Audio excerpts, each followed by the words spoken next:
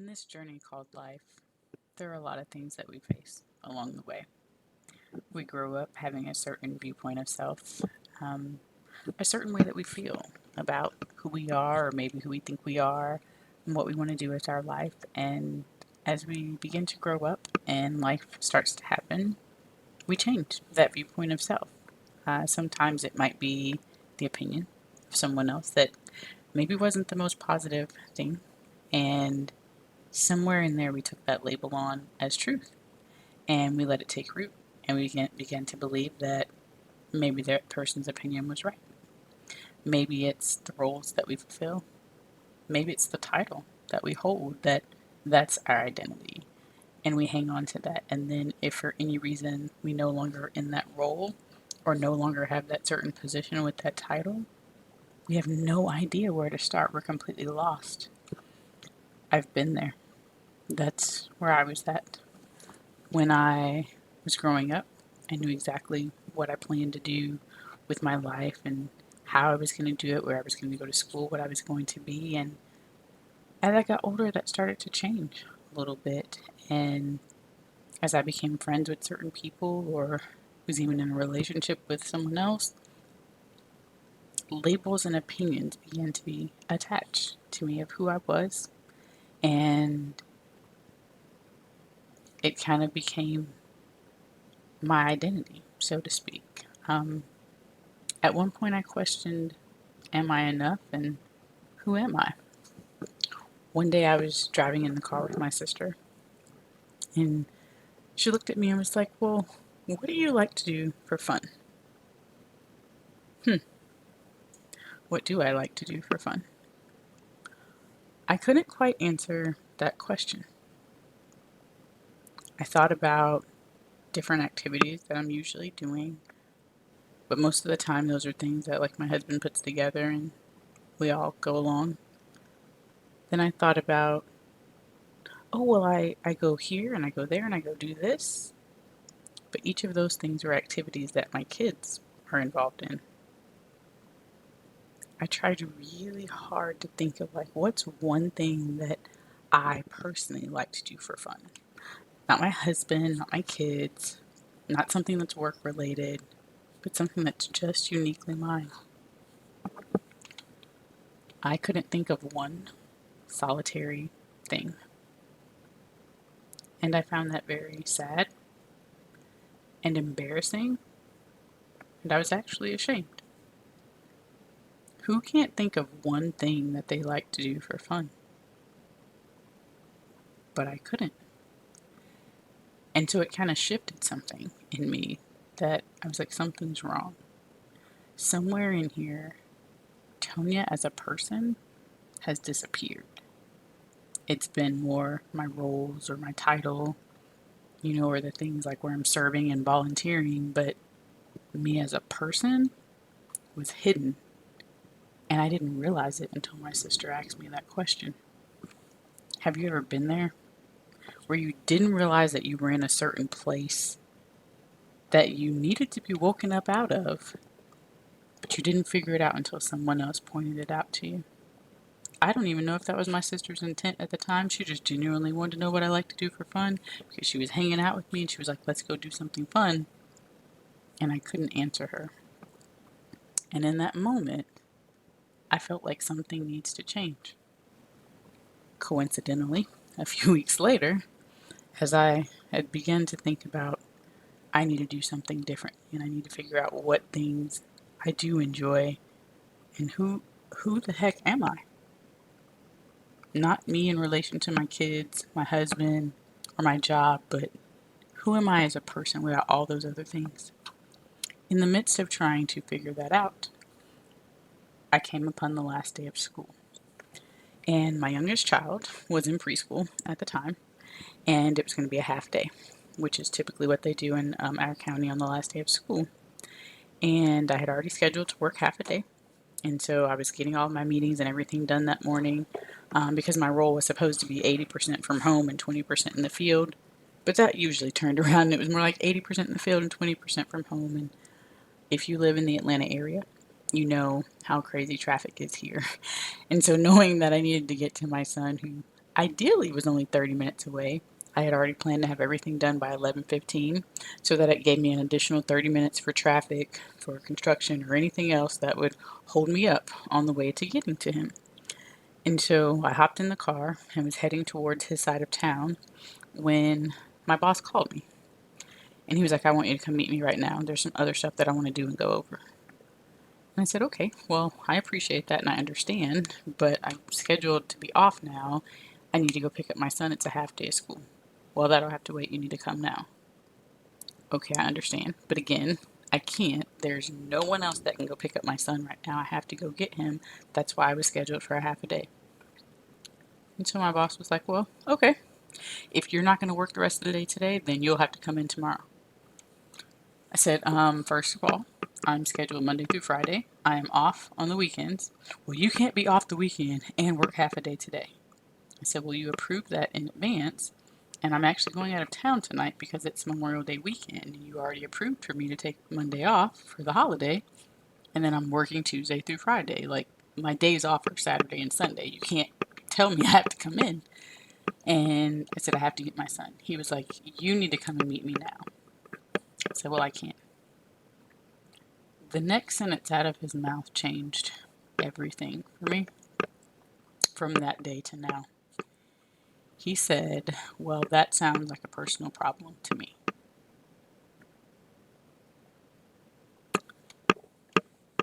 Let me get this straight.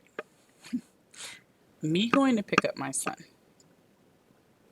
who is getting out of school in 1 hour, that I already scheduled to work half a day today so that I could go get him.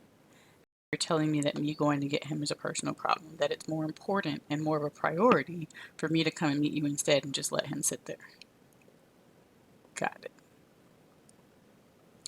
Needless to say, I went to go pick up my son, and I was very mad because I felt like, how dare you tell me that me going to pick up my son is a personal problem and make it seem like you and this job are more important than me going to take care of him. Not even to mention the fact that if you're not there by 12:25, you have a 10-minute grace period. You start being charged $1 a minute for after school care until you get there. That wasn't even the point. Not to mention the fact that my son, who expected me to be there, would have been alarmed if I didn't show up on time and how he would have felt. And the fact that there was literally nothing else I could do. It was either go meet my boss or go pick up my son. What would any parent do in that situation? The fact that he wanted me to choose, I had a hard time with that. And I already told you that I was completely lost in my roles of wife and mother.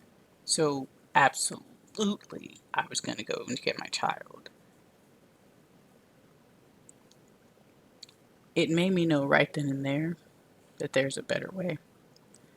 And that this is not what I'm supposed to be doing. This environment isn't working. It's a toxic environment. And on the journey of me figuring out who I am, one thing I know that I'm not is I'm not going to be your doormat. I'm not going to be treated any kind of way, and you are not going to talk to me any kind of way. That was totally solidified in that moment. I didn't know what next was going to look like, but I knew that I couldn't stay where I was at. Have you ever been there where you're at a transition point that maybe you didn't even realize the transition was coming, but when it came, you knew that you could not continue on the same way that you had, that something had to change? That is where I was at in that moment. And so I picked up my son. I went home and finished the rest of the administrative work I was going to do for the day, the parts that I was approved to do from home. And then I went out of town.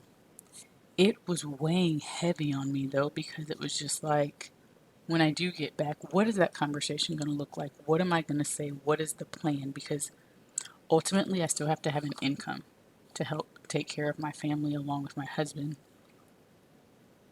But I don't want to do it on these terms. So I was at a crossroads. So I tried to enjoy the weekend and still have my kids have a good time and enjoy it. It was the kickoff to summer. And so we did and came back into town on Monday evening. And so Tuesday morning, I was set to go and meet my boss in person, last minute meeting.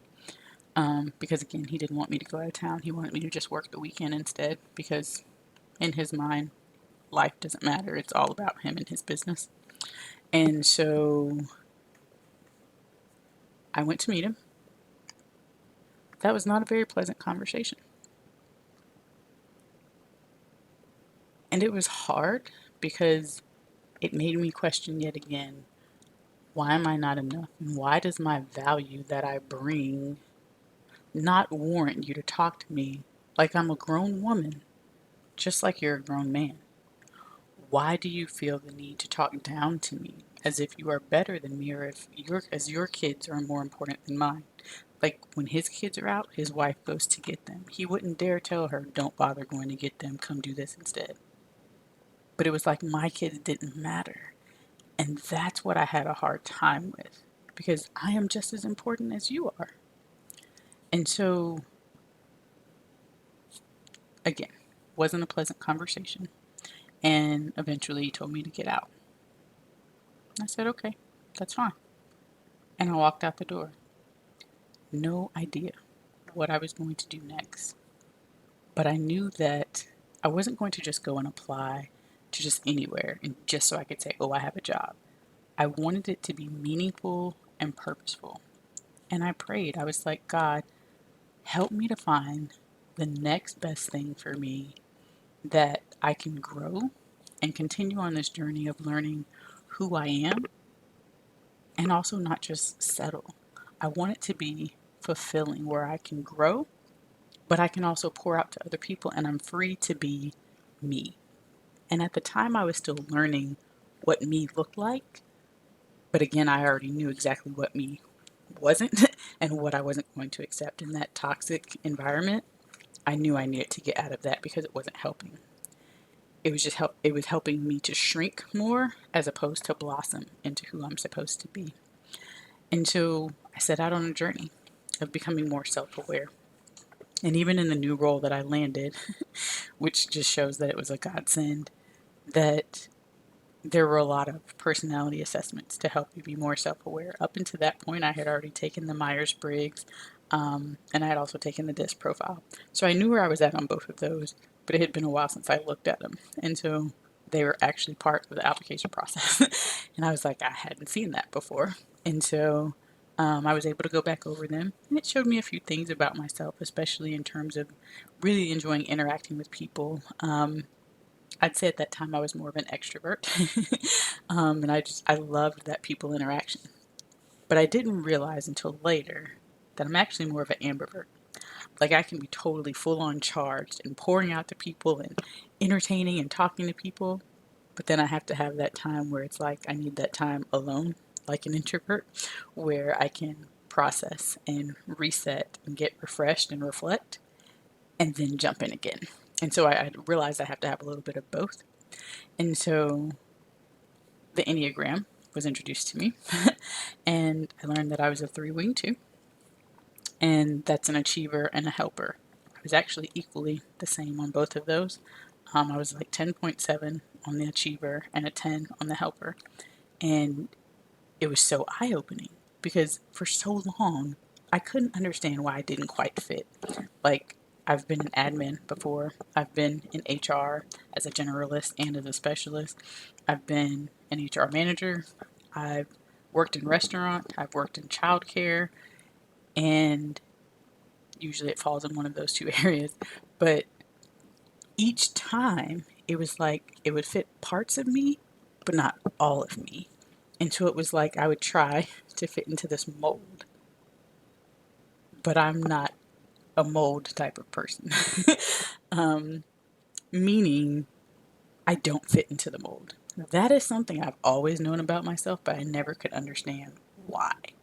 And so each time that I try to fit myself into this box here, or put myself in this box here, or if this person gave their opinion, especially if they were someone close to me and they were like, well, you should actually be doing this. I think you're better at this.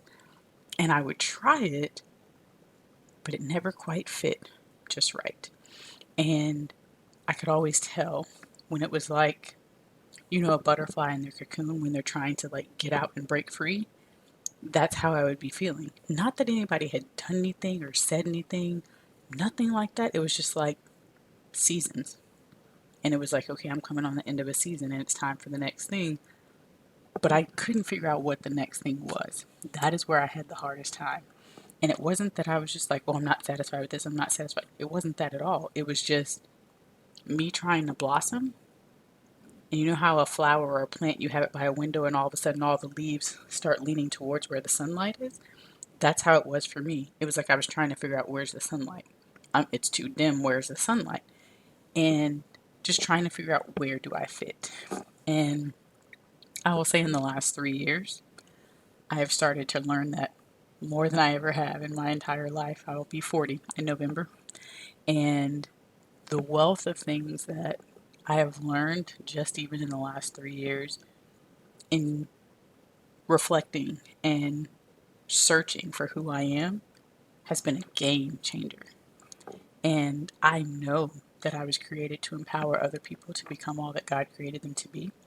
And I understand that's why I've been fought so hard in figuring out who in the world I am and who God created me to be, because the enemy was trying to keep me from being able to help other people do the same. But now I know whose I am, and so he can't stop me anymore. And when I tell you he has thrown everything at me to try to prevent me from getting there, he has thrown everything. I've questioned my value. I've questioned my worth. I've questioned whether or not I matter. But I have learned that I do. I do matter. And the reason I couldn't fit in anybody else's box or mold is because I wasn't created to do that. I was created to break the mold and to change the atmosphere, to shift things around me and to create something from nothing. Um, that is my gifting.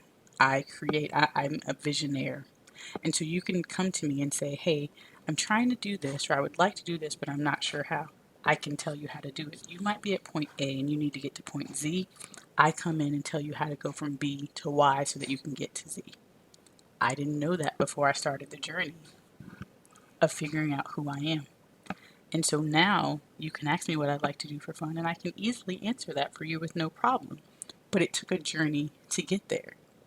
The only reason I even started the journey was because there was that shift where it was like, well, who are you? Like, what do you like to do for fun? Hadn't thought about it, hadn't crossed my mind until someone asked me the question. And that pushed me into the, okay, I need to go on a journey of figuring that out. I used to be able to answer that. How come I can't anymore?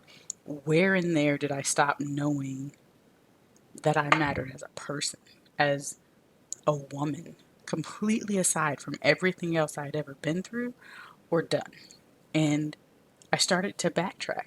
I noticed that when I was a child, and both my parents were in the military, and they both became drill sergeants at the same exact time for 2.5 years. And that is 16-hour days of training new soldiers that are coming into the military. And they're usually 9 to 10 week cycles at a time. And so because of that, we couldn't live with my parents during that time, and I was 8. And so we had to go live with my aunt a couple of hours away. First time I ever had to be away from my parents. No fault of theirs, but I will say that's where my first feelings of abandonment came in, because it was like, well, why wasn't I enough that you didn't choose something else to be able to stay with me? Like, why, and I mean, my siblings as well. And so there was that issue of, well, I don't want to be abandoned again. And so for 2.5 years, we weren't with them. And that entered in. And so I didn't know it. I couldn't have articulated that to you at the time. This is since I've been an adult and gone through counseling, and really just tried to, again, find who I am, that I uncovered that's where it actually started. Um, and then even just fast forwarding a few years from that of, you know, being on a college campus and heading out to go meet a friend for dinner and being kidnapped at knife point. And I remember trying to figure out how do I survive and get out of this. Again, as a military brat, you always learn, improvise, adapt, and overcome. And so that is like a part of my DNA, to be quite honest with you. And so in every situation, I learned how do I improvise, adapt, and overcome. But in some instances, that was to my detriment. In this particular case, it helped me because I was driving the vehicle and the perpetrator was behind me in the back seat and he had the knife to me. And at that time, I was driving a Mercury Tracer and it had the seat belts that automatically come over you when you close the door. And then it has a lap belt that you have to attach. And so I reached my hand down and undid the lap belt. And I was like, the only way I'm going to get away is if I get out of this car while I'm driving. And I was doing about 45, 50 miles an hour. And the destination he had told me to stop at, I had said something was going to be there, but it was still being built. It wasn't even there yet. And so I was like, it's either I jump out now or I pull in here and he sees that the place isn't even here. And I don't know what's going to happen. And so as I crossed through the stoplight, I had already reached over and unlocked the door because it was automatic lock as soon as you start the car. And so I unlocked the door, opened the door, and I jumped out. I was completely barefooted because prior to us driving, it made me take everything off. And so I just had slipped back on my shirt and my pants. Snow was all over the ground. And I just started running. And I was waving down whatever next car, would answer. And my car like hopped the curve further down. And a lady picked me up and I called my friend that I was going to meet. And she took me to his house. And from there, I got in the car with him and we went back to the scene of where I jumped out, and there were police everywhere. And, he started talking to the police, telling them, what happened. And they were like, okay, they'll take care of, trying to find the person, but I needed to go to the hospital. And at that point, he called my dad. You want to talk about a tough conversation? That was tough. My mom and dad got in the car and were there within an hour. It elicited a fear I had never had prior to that. When I left out of the house to go, I'd say it was about 11:30 at night. And usually I don't get off until after midnight anyway from work because I'm in class all day and then I go to work at night. And so to be outside at that time of night didn't bother me, but campus was pretty much deserted at the time because it was during the holidays. I stuck around because I was working. And so, my parents' house was about an hour away. And so I had been with them for Christmas. And then it was like maybe the 26th of December. I came back again so I could go to work. And so I got home, changed, and went out, and we were going to go get something to eat. And he was out there waiting for me. And even though I screamed, maybe there were two other people on the entire campus at the time, there was nobody there to hear me. And so we went back. The next morning after I got out of the hospital, they told me that they had found him. They actually tracked his footprints from my car all the way back to his front door. And he was sitting in his house when they got there. And he confessed that I was actually his second victim that evening. And, they had caught him and that there would be, a court date and everything and that we'd have a chance to speak to him if we wanted to. And then he'd be sentenced. And I wrote him a letter and I read it. But the fear that it brought on, even though he was caught and I knew he was in jail and that he was going to be there a long time, it made the dark a very scary place for me. And so after a certain time of night, I wouldn't even want to go outside. And so I packed up all my stuff and my parents took me back home with them and I moved back in with them. And my school had a satellite campus in the same town as where my parents were. So I just started going to that instead. And it took 6 months before I could return back to the main campus. And I moved to a different part of campus. But again, it was another layer. It was another scar. I wasn't still physically wounded, but the emotional wounds were there. And those can last a long time. And so it was like, okay, that fear is there, but I'm gonna keep trying. And so everywhere I went, I made sure I had somebody else with me. I also changed my schedule to where I was home by a certain time. Or I'd have my roommate look out the door and wait for me, and I did the same for her, things like that. but I was a lot more cautious. And so from there, you fast forward a little bit more, and it's like I had graduated, but my degree didn't match my experience. And so I had plenty of years of experience, 4 or 5 by that time, but it didn't match what my degree was in. And so it limited what I was able to do. And where I'm thinking, oh my goodness, I have my college degree, I can go do anything. That was not the case. And so door after door kept closing. And it was just like, why am I not enough? There it rose again. Why am I not enough? And so you see as you're going through life, these different layers of things that keep packing on and packing on and packing on. And you're like, what do I do now? Where do I go from here? And so it felt like I kept hitting up against those walls as life kept happening. And so then to get to the point where, okay, well, now I'm married and I have children. And, then there was an affair in my marriage. And it once again made me question, why am I not enough? Especially at the time because I was working, I was serving in church a lot. And it was like, where did I go wrong? Why? We always ask that question, why? And that was the thing I kept hearing over and over again. You're not enough. You don't matter. You're not enough. Look at all these instances where you weren't enough. And that lie from the enemy got stronger and stronger and stronger. And it took root in me so much so that I believed it. As a man thinks in his heart, so is he. It tells us that in scripture. You have to be careful what you believe, especially when it's the opinions of others or lies that the enemy has told you, or even things that you start to say about yourself that you speak out into the atmosphere.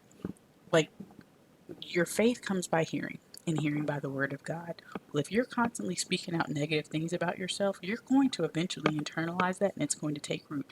And then you've got to figure out how to dig that up and to replace that with who God says that you are. And that's the point I had to get to, because it was like, okay, I need to pour everything into being a better wife and a better mom and making sure that, my kids, I'm never away from them, that they know I'm there at all times. Looking back now, sometimes I wonder if that was really the best decision.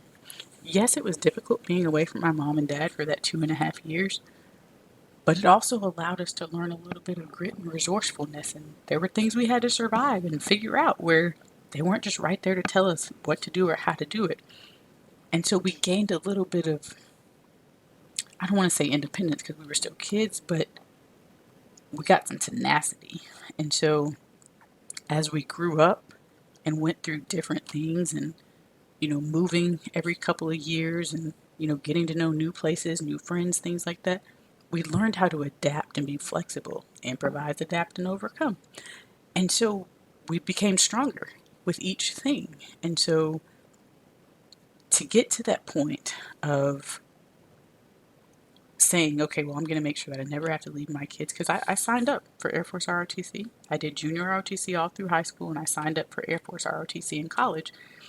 And I did the first couple of semesters. I had already been sworn in. But there came another day where we were getting ready to leave for training, and we were doing the final prep and had to make sure that all of our equipment was there. And I think I might have been missing one pair of socks. Like, it was, to me, something very trivial and minute.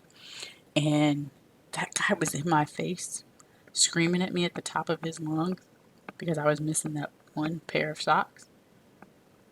It was another one of those moments that it was just like, this is not for me.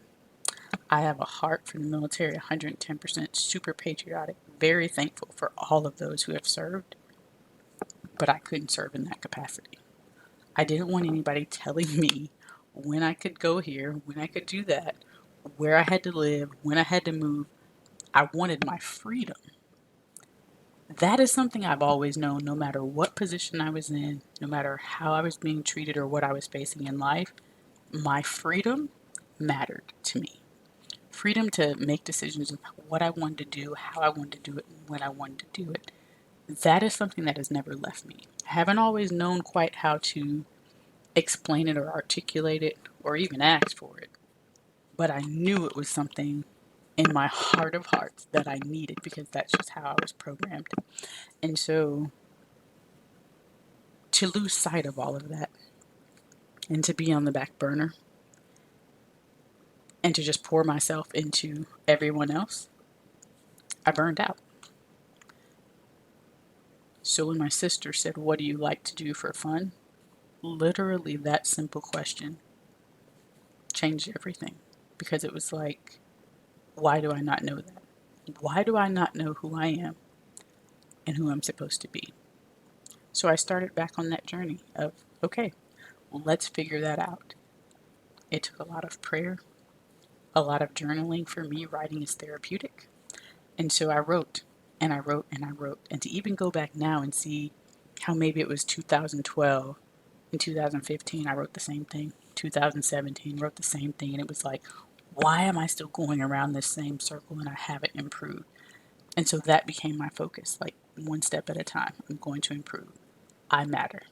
And finding scriptures that lined up with that, that I matter, that I am loved, that even though there may be people in your life that love you conditionally, God loves you unconditionally. There's not one thing that you can do to separate yourself from Him and His love. No matter what you do, He's still going to love you anyway. Even in the moments that you're mad at Him, even in the moments that you might be disappointed or upset that He didn't answer a prayer a certain way or do something a certain way in your life, He still loves you.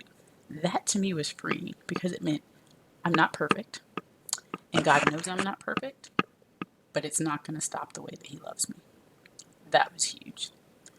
Then it was the fact of knowing that I am enough. He told me so in His word, and He's not man that He could lie.